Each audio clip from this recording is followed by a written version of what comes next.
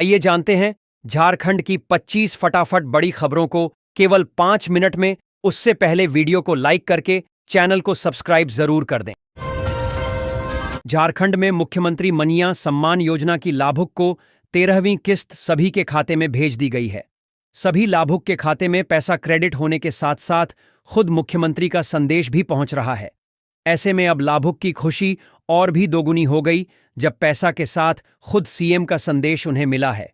बता दें कि अपने वादे के मुताबिक राज्य सरकार ने करम पर्व से पहले ही सभी के खाते में 13वीं किस्त के रूप में 2,500 रुपये पहुंचे हैं।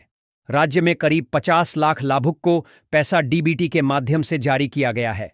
इसकी जानकारी खुद मुख्यमंत्री हेमंत सोरेन ने दी है। केंद्र सरकार द्वारा देश में एक नया नियम लागू किया गया, जिसके अंतर्गत यदि आपकी बिजली की खपत महीने में 300 यूनिट से कम है तो आपका बिजली बिल माफ कर दिया जाएगा। इस नियम को लागू होते ही लाखों बिजली उपयोगिताओं को बिजली बिल से राहत मिल जाएगी। विशेष और पैसे परिवार जो बिजली बिल चुकाने में असमर्थ हैं, जिसके कारण उन्हें कई बार आर्थिक दिक्कतों का सामना करना पड़ता है, उनके लिए यह खबर एक उम्मीद की किरण है। आपकी जानकारी के लिए बता दें कि पुरानी पेंशन प्रणाली के तहत सरकारी कर्मचारियों को उनके वेतन का 50% पैसा पेंशन के तौर पर प्रत्येक महीने मिलता था। उसमें किसी प्रकार की कटौती नहीं होती थी और सबसे महत्वपूर्ण बातें कि इस पेंशन का भुगतान सरकार सरकारी खजाने से करती थी। ऐसे में सरकार के ऊपर एक प्रकार का आर्थिक बोझ बढ़ रहा था।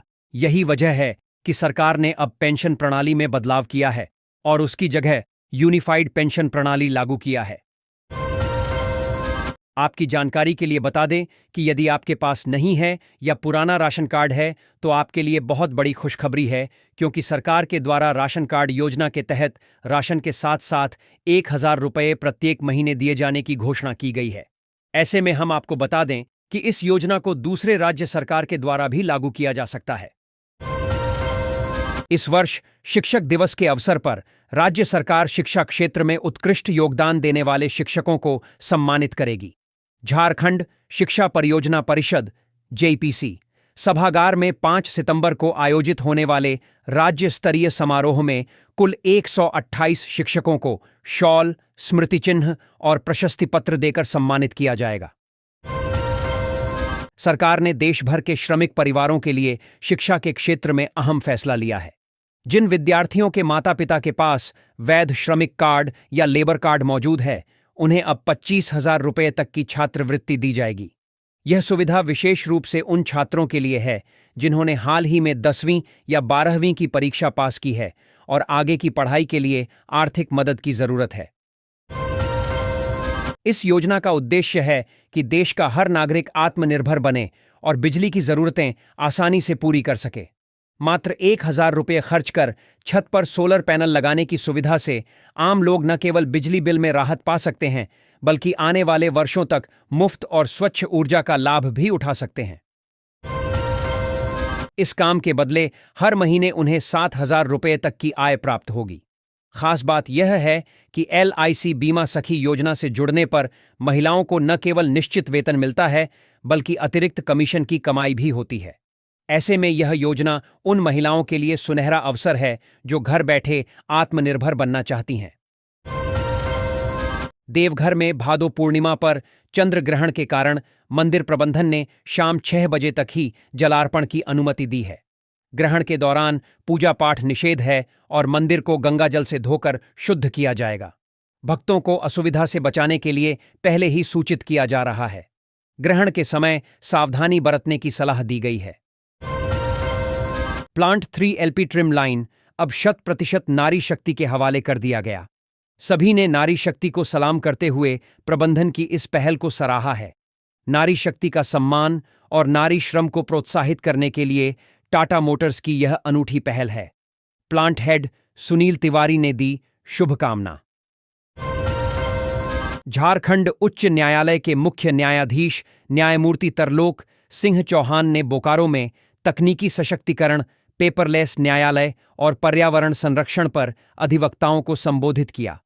उन्होंने नवनिर्मित श्रम न्यायालय भवन और ई-लाइब्रेरी का उद्घाटन किया। न्यायमूर्ति चौहान ने डिजिटल युग में न्याय व्यवस्था को सशक्त बनाने के लिए प्रौद्योगिकी के उपयोग पर जोर दिया। डाक विभाग द्वारा शुरू किए गए डाक निर्यात केंद्र छोटे व्यापारियों, कारीगरों और एमएसएमई इकाइयों के लिए एक बेहतरीन अवसर बनकर उभरे हैं। यह केंद्र उन्हें अंतर्राष्ट्रीय बाजार से जोड़ने में मदद कर रहे हैं, जिससे अब सीमित संसाधनों के बावजूद छोटे उद्यमी भी अपने उत्पाद विदेश भेज सकते हैं। केंद्र सरकार ने राष्ट्रीय शिक्षा नीति 2020 के अनुपालन के आलोक में प्रारंभिक बाल्यावस्था देखभाल एवं शिक्षा को मजबूत बनाने के लिए स्कूल परिसर में ही आंगनवाड़ी केंद्र संचालित करने पर जोर दिया है। इसे लेकर पिछले दिनों केंद्रीय शिक्षा मंत्रालय तथा केंद्रीय महिला एवं बाल विकास मंत्रालय द्वारा संयुक्त रूप से दिशा निर्देश जारी किया गया है। झारखंड में 1971 आंगनवाड़ी केंद्र ही स्कूल परिसर में संचालित हैं। चाईबासा कोर्ट में राहुल गांधी की सशरीर पेशी से छूट के आवेदन पर विवाद हुआ। अधिवक्ता केशव प्रसाद ने आवेदन में हस्ताक्षर और शपथ पत्र न होने का विरोध किया। राहुल गांधी के अधिवक्ता ने जवाब के लिए समय मांगा, जिसे कोर्ट ने स्वीकार कर लिया। अगली सुनवाई 15 सितंबर 2025 को होगी। यह मामला 2018 में अमित शाह पर की गई टिप्पणी से जुड़ा है। दक्षिण पूर्व मध्य रेलवे ने दुर्गा पूजा के दौरान यात्रियों की सुविधा के लिए इतवारी और शालीमार के बीच चक्रधरपुर रेल मंडल से होकर दुर्गा पूजा स्पेशल ट्रेन चलाने की घोषणा की है। यह ट्रेन 27 सितंबर से 2 अक्टूबर के बीच 5 फेरे लगाएगी। ट्रेन का मार्ग और समय सारणी भी जारी कर दी गई है। जमशेदपुर में भाजपा नेता रघुवर दास ने प्रेस वार्ता में कहा कि झारखंड में अपराध बढ़ रहा है और सरकार बालू कोयला लूट में लगी है। उन्होंने कहा कि पुलिस ठीक से काम नहीं कर रही है, जिससे अपराधी बेलगाम हैं। रघुवर दास ने केंद्र सरकार के जीएसटी सुधार को आम जनता के लिए बड़ी राहत बताया। जमशेदपुर में टाटा स्टील और टाटा मोटर्स ने मिलकर पुरानी गाड़ियों के वैज्ञानिक निपटारे की शुरुआत की है।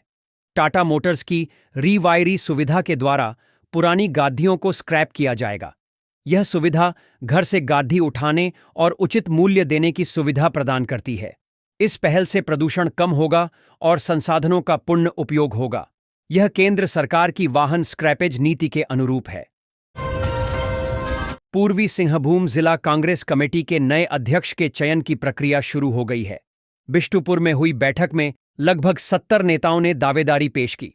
राकेश साहू ने जातीय प्रतिनिधित्व पर जोर दिया, जबकि परितोष ने ओबीसी मतदाताओं की संख्या को देखते हुए इस समुदाय से अध्यक्ष बनाने की वकालत की।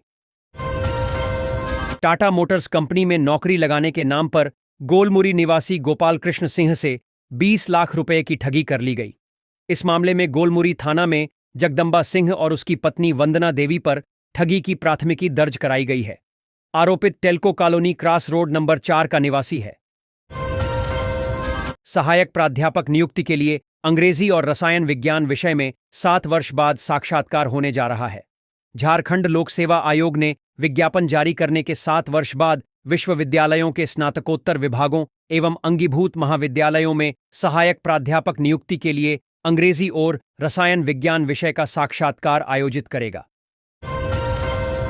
आज शाम झारखंड के कई इलाकों में बारिश की संभावना है। ऐसे में यदि आप घूमने फिरने का प्लान बना रहे हैं तो आपको उसी हिसाब से तैयारी करनी होगी। इस दौरान वज्रपात की भी चेतावनी जारी की गई है। रांची में सोने की कीमतों में तेजी और चांदी के भाव में गिरावट देखी जा रही है। आज 22 कैरेट सोना 99,999 रुपये और 24 कैरेट सोना 1,05,000 रुपये प्रति 10 ग्राम है। वहीं चांदी 1,36,000 रुपये प्रति किलो बेची जा रही है। इस खबर में आप बोकारो, जमशेदपुर व देवघर के सर्राफा बाजारों का भी हाल जान सकते हैं। झारखंड के एससी कैटेगरी के स्टूडेंट्स के लिए बड़ी खुशखबरी है।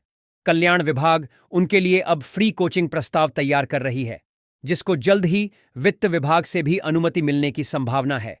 ऐसा होने के बाद वे मुफ्त में न केवल कोचिंग कर सकेंगे, बल्कि उनके रहने खाने की व्यवस्था भी फ्री में होगी।